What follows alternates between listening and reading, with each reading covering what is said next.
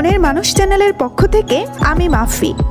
আমাদের চ্যানেলে নতুন নতুন গল্প শুনতে হলে আমাদের চ্যানেলটি সাবস্ক্রাইব করে সাথেই থাকুন। আর লাইক, কমেন্ট ও শেয়ার করতে মোটেও ভুলবেন না কিন্তু। ধন্যবাদ সবাইকে। এতদিন কোথায় ছিলি? ডিপ্রেশনে ছিলাম। মানে? কিছুই না, বউয়ের সাথে পরিচয় করাবি না? ও হ্যাঁ, বিন্দু। ও রিমি, ইতিয়ারা আন্টির মেয়ে। আর এটা আমার স্ত্রী বিন্দু। বলেই বাঁ হাতে বিন্দুর কোমর পেঁচিয়ে নিল নক্ষত্র। রেমির সাথে বেশ স্বাভাবিকভাবেই কথা হতে থাকলো বিন্দুর। কথায় কথায় সে নক্ষত্রের কাছে ঢুলে পড়ছে।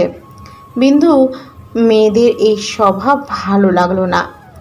ইতিয়ারা বেগম, রেহানা বেগম ড্রয়িং রুমে আড্ডায় মশগুল। বিন্দু চা নিয়ে গেল, তখন জ্যোতি বেরিয়েছে তৈরি হয়ে। ইতিয়ারা বেগম তখন হেসে বললেন রেমিও যাবে তাদের সাথে। রেহানা বেগম সায় দিলেন, তবে ঝামেলা হলো বিন্দুকে নিয়ে। রেমি নক্ষত্রের সাথে গেলে বিন্দু যাবে কার সাথে? ওরা তো যাবে ভাইকে। জ্যোতির প্রচণ্ড মন খারাপ হলো, কারণ বিন্দু যাবে না বলেছে। নক্ষত্র বিন্দুর দিকে শুধু তাকিয়ে আছে। তারপর বেরিয়ে গেল রেমির সাথে। জ্যোতি বারবার বলেছিল ওদের সাথে যেতে। অর্ঝের বাইকে ওরা ম্যানেজ করে নেবে। বিন্দু মুচকি হেসে না করে চলে এলো ঘরে। সে রাতে যখন নক্ষত্ররা ফিরে এলো ইতিয়ারা বেগম, তখন রেহানা বেগমের মাথায় পানি ঢালছে আর প্রলাপ বকছে। বিন্দু নাকি আজ রেহানা বেগমকে মেরেই ফেলতে নিয়েছিল, ধারালো অস্ত্র দিয়ে আঘাত করেছে। রেহানা বেগম একটুর জন্য বেঁচে ফিরলেন। নক্ষত্র তখন মায়ের পাশে বসে আছে। বিন্দু ঘরের কোণে জড়সড় অবস্থায় দাঁড়িয়ে আছে। কিছুক্ষণ আগে নক্ষত্র বিন্দুকে বেশ শাসিয়েছে এই বিষয়ে। অর্ঘ্য ফিরে এসে জোর দিয়ে জিজ্ঞাসা করলো, অস্ত্রটা কি ছিল? ইতিয়ারা শুধু বলেছে, ধারালো অস্ত্র। অস্ত্রর নাম বলুন। যখন ধমকের সুরে জিজ্ঞেস করলো, ইতিয়ারা বেগম আমতা আমতা করে বললেন, সুই। সে রাতে রেহানা বেগম সত্যিই ভীষণ অসুস্থ হয়ে পড়েন। হঠাৎ করেই শুরু হয় তার বুকে ব্যথা। তখন সবাই হার্ট অ্যাটাকের কথা বললেও সবাই যখন অস্থির, বিন্দু স্থির ছিল। যখন ইতিয়ারা বেগম ঘেমে নিয়ে অস্থির হয়ে যাচ্ছিল, বিন্দু একটা গ্যাস্ট্রিকের ওষুধ এবং লেবু পানি খাইয়ে দেয়। কিছুক্ষণের মধ্যে রেহানা বেগম মোটামুটি সুস্থ হয়ে যায়। অত্যাধিক ভাজা পোড়া খাওয়া তাদের দুই শোয়ে স্বভাব হয়ে দাঁড়িয়েছে। বিন্দু আগেই খেয়াল করেছিল, তবে কিছু বলেনি, কারণ তার কথা পাত্তা দিবে কে? বাকি রাতটা বিন্দু রেহানা বেগমের ঘরেই কাটিয়ে দিল। সকাল সকাল উঠে নাস্তা বানিয়ে সবাইকে খেতে দিয়ে আর এক বিপত্তি হলো। রেহানা বেগমের খাবারে একদম তেল ঝাল নেই বললেই চলে। সে এসব খাবে না বলে প্লেট ছুঁড়ে মারল বিন্দুর দিকে। যদি ফেরাতে তার হাতে লেগে খাবারের প্লেট নিচে পড়ে দু টুকরো হয়ে গেল। কাচের প্লেটের খানিকটা জ্যোতির পায়ে লাগে, রক্ত আসছিল। রেহানা বেগম দৌড়ে মেয়ের কাছে যেতেই জ্যোতি সরে যায়। তীক্ষ্ণ দৃষ্টিতে মায়ের দিকে তাকিয়ে বলল, দরদ দেখাচ্ছ কেন? নিজের মেয়ে তাই। ভাবির লাগলে মনের শান্তি হতো। সে তোমাকে মা বলেই ডাকে না। আসলে কি জানো, সারাদিন কূটনৈতিক আলোচনা করতে করতে তোমার মন মস্তিষ্ক পচে গেছে। মা না হতে পারো, অন্তত মানুষ হও। কার জন্য এসব রান্না করছো? তোমার জন্য, তোমার স্বাস্থ্যের জন্য। বয়স হয়েছে, খেয়াল আছে? সকালের মর্নিং ওয়াক করে ফিরছিল নক্ষত্র। বোনের এই অবস্থা দেখে পাত কোলে তুলে নিয়ে দোতলায় দিয়ে এলো। বিন্দু তখনও শাশুড়ির জন্য ঝাল ঝাল আলু ভর্তা সাথে বেগুন ভাজি এবং ডিম ভাজি দিয়ে ভাত রান্না করায় ব্যস্ত। আজ ছুটির দিন। বিন্দু সারাদিনের কাজ শেষে সবে ঘরে ফিরেছে। দুপুরে রান্নায় ব্যস্ত ছিল। রান্না শেষে গোসল করে ফিরে এসে অগোছালো ঘর গুছিয়ে ফেলল বিন্দু।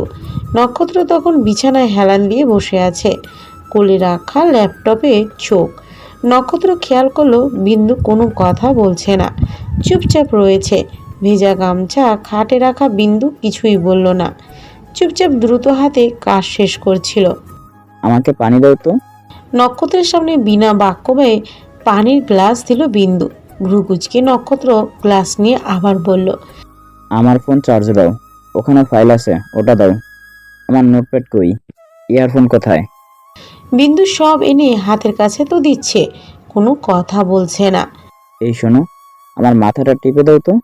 এবার বিন্দু বলল, কনা এসেছে, দুপুরে খাবার খেতে বসবে সবাই।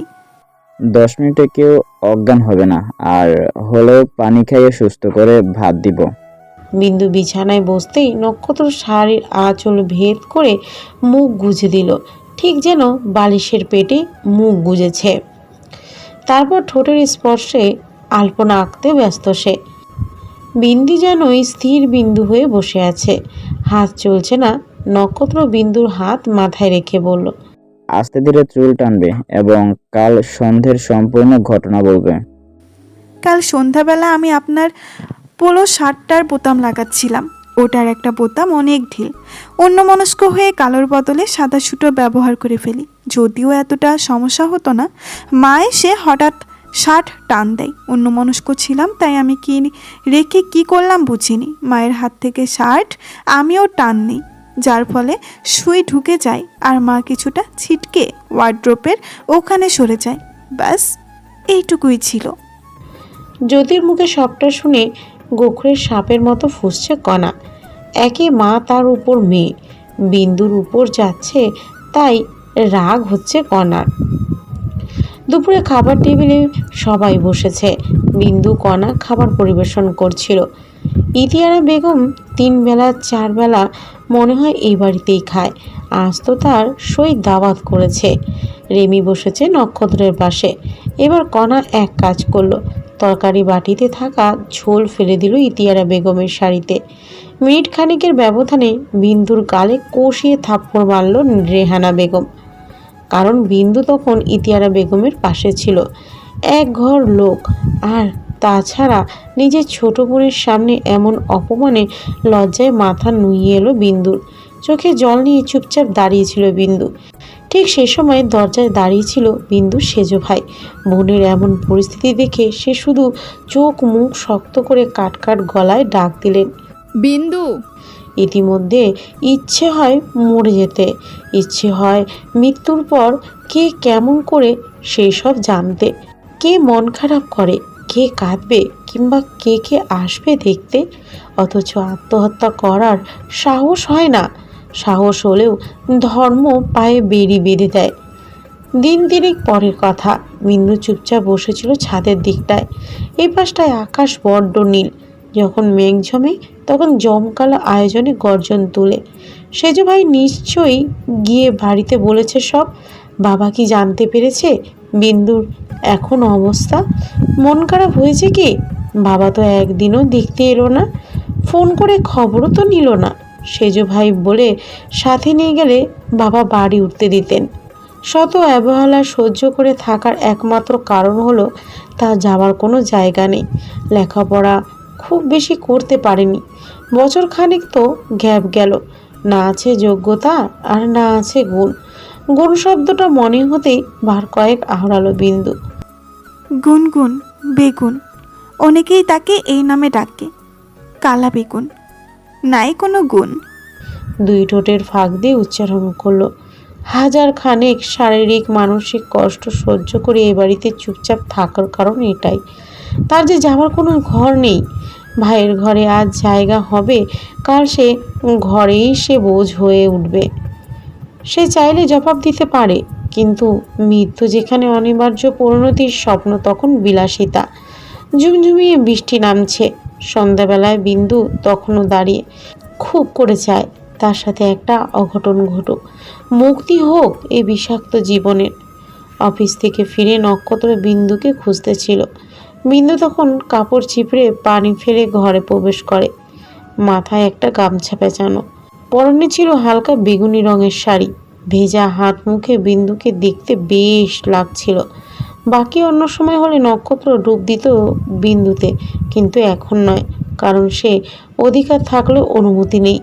মায়ের সামনে তো তার হয়ে কথা বলতে পারেনি, চুপচাপ থাকতে হয় তাকে। মাকে বড্ড ভালোবাসে, হয়তো বিন্দুর জায়গা এখনো অনেক নিচে। বিন্দু হতে পারে সাময়িক মোহ। সবার সামনে মায়ের সম্মানের কথায় সে বিন্দুকে সম্মান দিতে পারেনি। কেন পারেনি সে জানে না। প্রতিবাদ করতে চায়নি এমন নয়, তবে একটা নির্দিষ্ট সময় পর প্রত্যেক মায়েদের শরীর নির্ভর করে তার ছেলের উপর। ছেলে কথা না শুনলেই হঠাৎ প্রেশার ফুল করে, অবস্থা খারাপ হয়ে যায়। নক্ষত্র হয়তো সেই অসুস্থতা ডেকে আনতে চায়নি। মা আসবো? রেহানা বেগম নিজের ঘরে বসেছিলেন। নক্ষত্রকে আসতে দেখে উনি উঠে দাঁড়ালেন। নক্ষত্র মাকে বসিয়ে দিয়ে তার কোলে মাথা রাখলো। মা, তুমি কি রাগ করে আছো? না তো, কেন? তাহলে বিন্দুর উপর এত রাগ কেন? কই রাগ? তাহলে ওকে আমার সহ্য হয় না, পছন্দ না, আমি ওকে মেনে নিব না। বিন্দু তোমার একা একা এবারে আসেনি, আমরা এনেছি। আমার না, তোর দাদা যান। এনেছেন তো, এখন কি ফিরে দেবে? পারলে দিতাম। আমার জন্য একটাবার ওকে সুযোগ দেওয়া যায় না মা? রেহানা বেগম চুপ করে রইলেন। তাই নক্ষত্র আবার বলল, ওকে অপছন্দ করার হাজারখানেক কারণ থাকলেও পছন্দ করার একটা কারণ তো থাকবে। জানি না। একটু ভেবে দেখো তো, আজ ওর জায়গায় অন্য কেউ হলে ঘুরে তোমাকে আঘাত করতো যদি, ও কিন্তু মুখ বুজে আছে শুধু সংসার করবে বলে।